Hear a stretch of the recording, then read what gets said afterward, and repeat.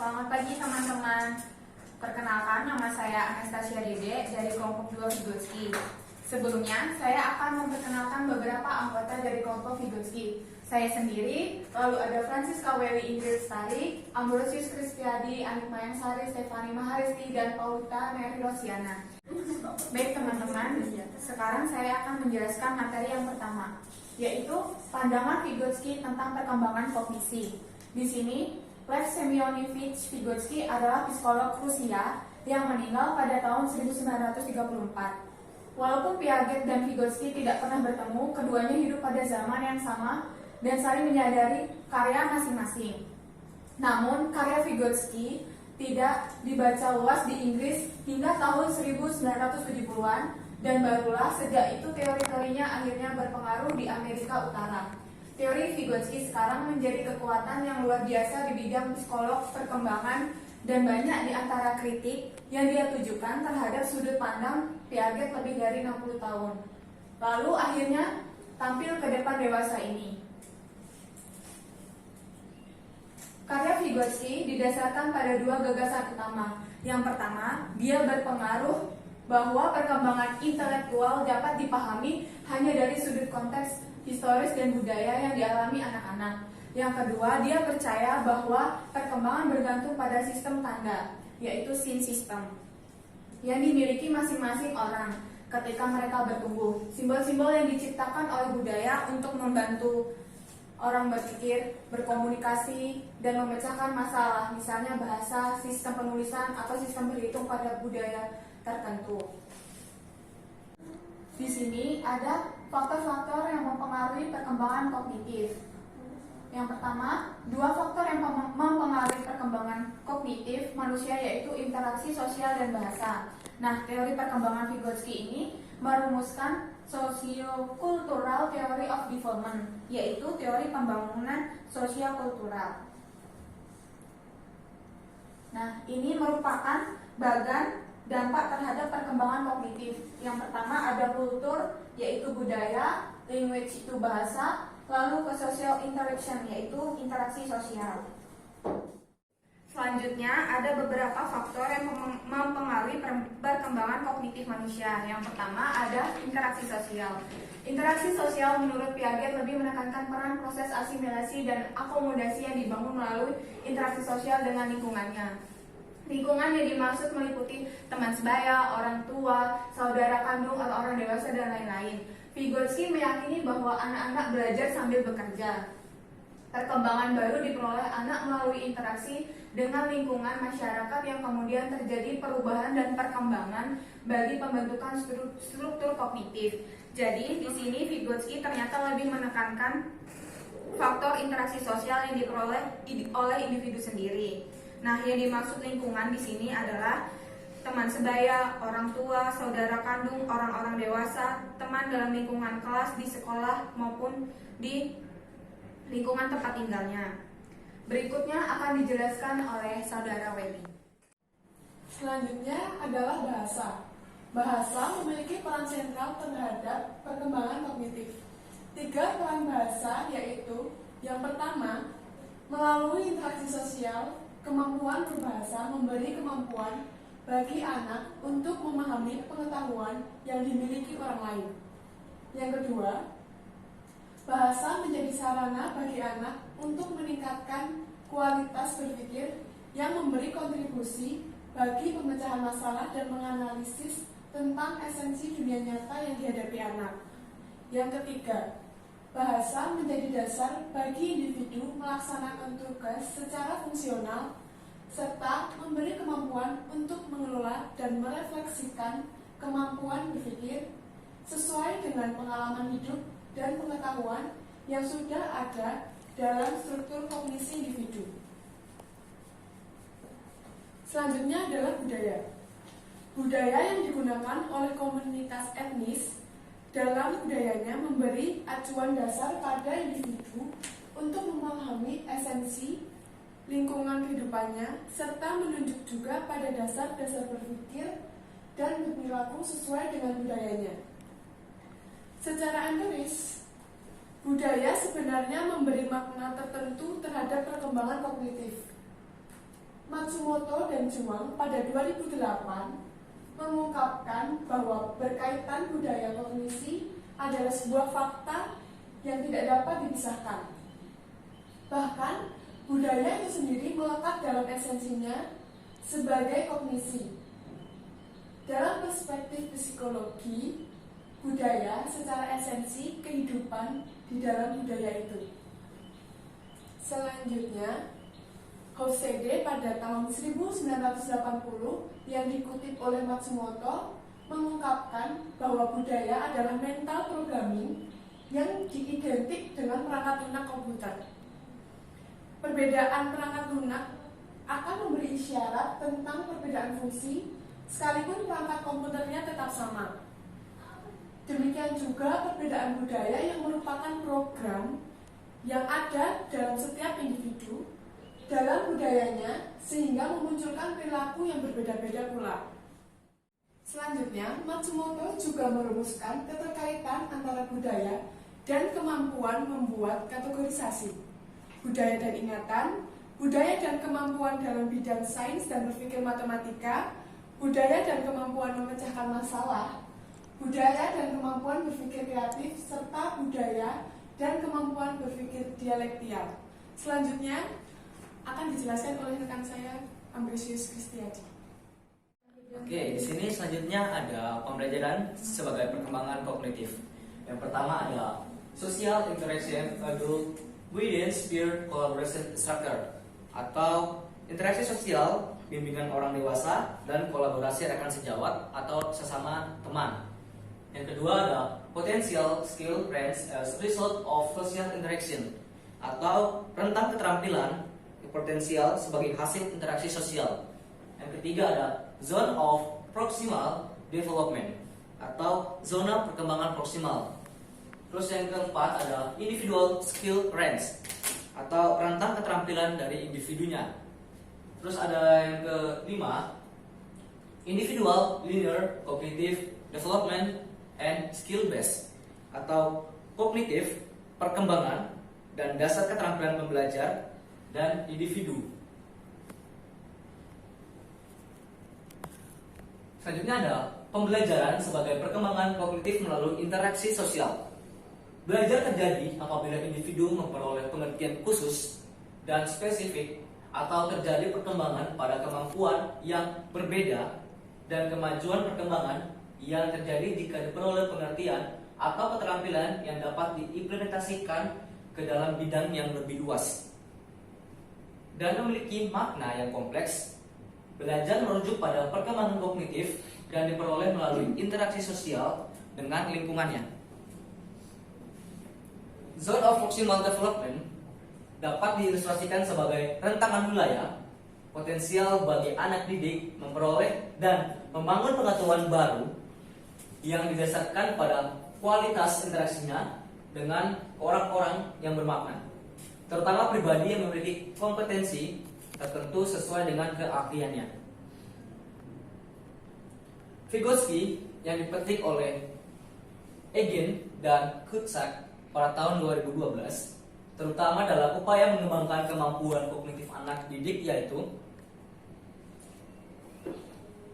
membangun aktivitas belajar berdasarkan pada nilai budaya, mengelola program dan proses pembelajaran harus dalam konteks yang menciptakan interaksi sosial yang bermakna.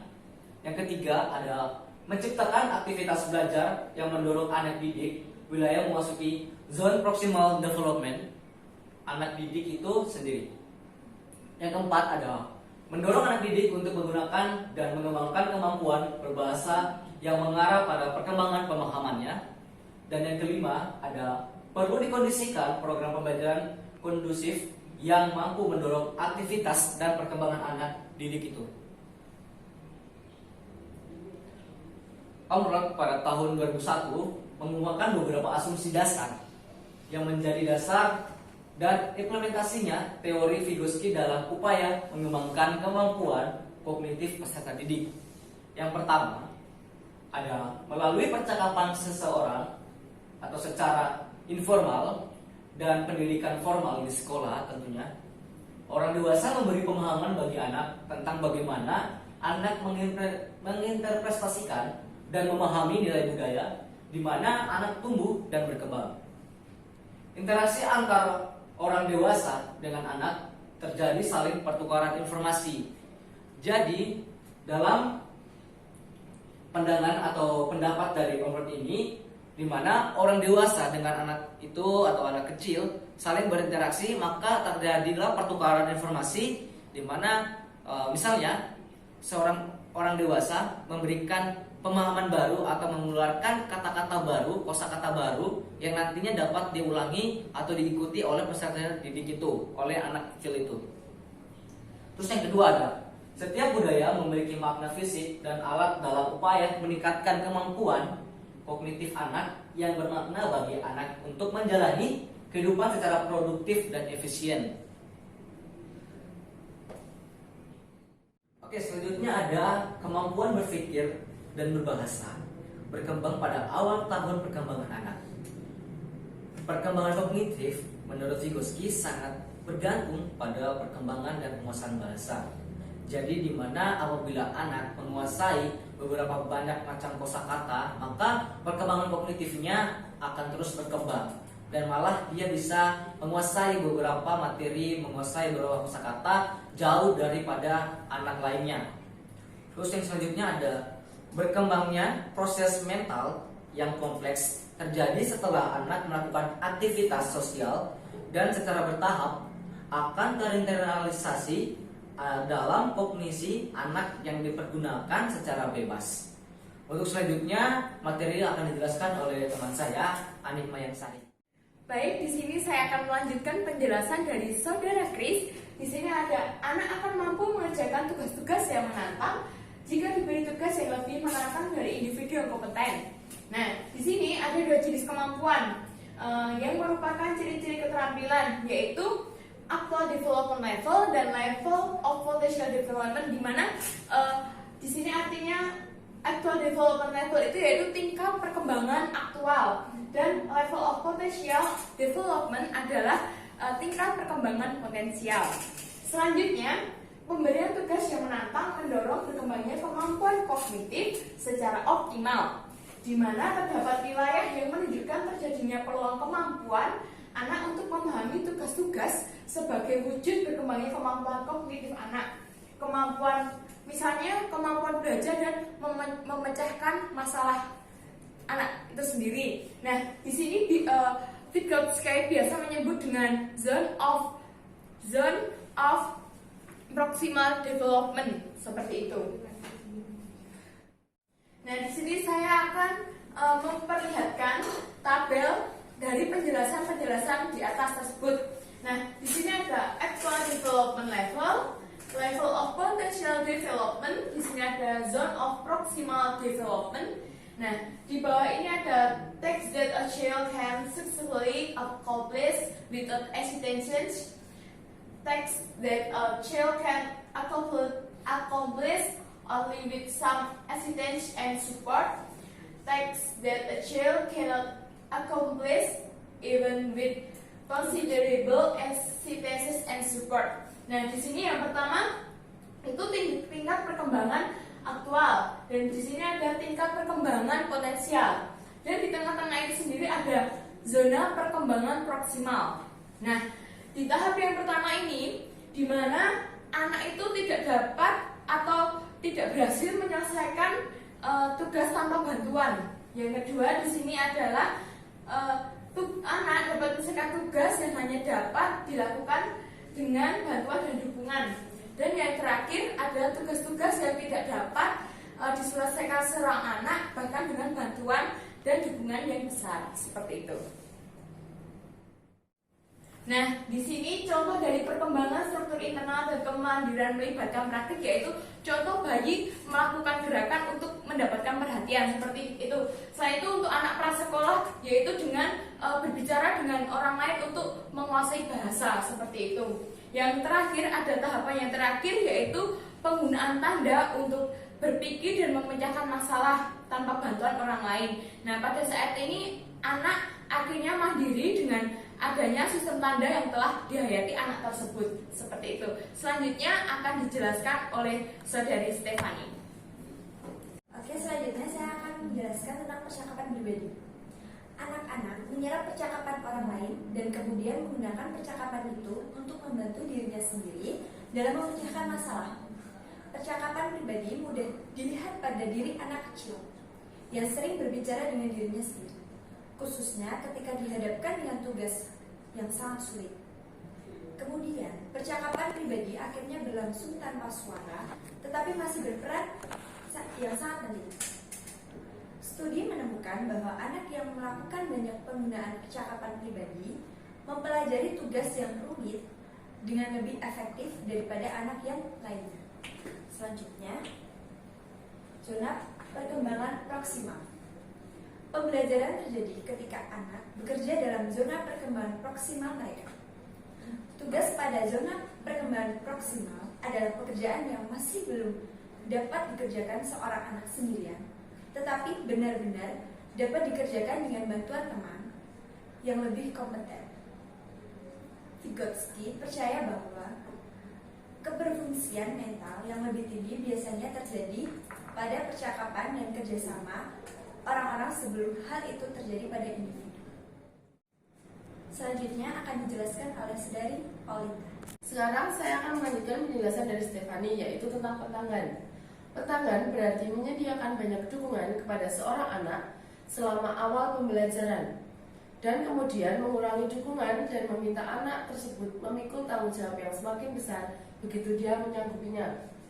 Orang tua menggunakan petanggan ketika mereka mengajari anak mereka menggunakan permainan baru atau saat sedang mengikat tali sepatu, menurut Rogoff tahun 2003. Konsep terkait ialah pemanggangan kognisi yang menjelaskan keseluruhan proses pencontohan, pembimbingan, pentanggan, dan evaluasi yang lazim terlihat setiap kali berlangsung pengajaran perorangan. Selanjutnya, yaitu tentang pembelajaran kooperatif. Teori Vygotsky mendukung penggunaan strategi pembelajaran kooperatif ketika anak-anak bekerja sama untuk saling membantu dan belajar, menurut Slavin tahun 2009 dalam web tahun 2008. Pembelajaran kooperatif menggunakan percakapan batin anak dipahami anak lain sehingga mereka dapat memperoleh pemahaman tentang proses penalaran satu sama lain. Anak-anak memperoleh manfaat dengan mendengar pikiran lantang, khususnya saat teman kelompok berbicara dengan diri sendiri dan menghadapi soal. Sekian materi yang dapat kelompok kami sampaikan, kurang lebihnya mohon maaf dan terima kasih.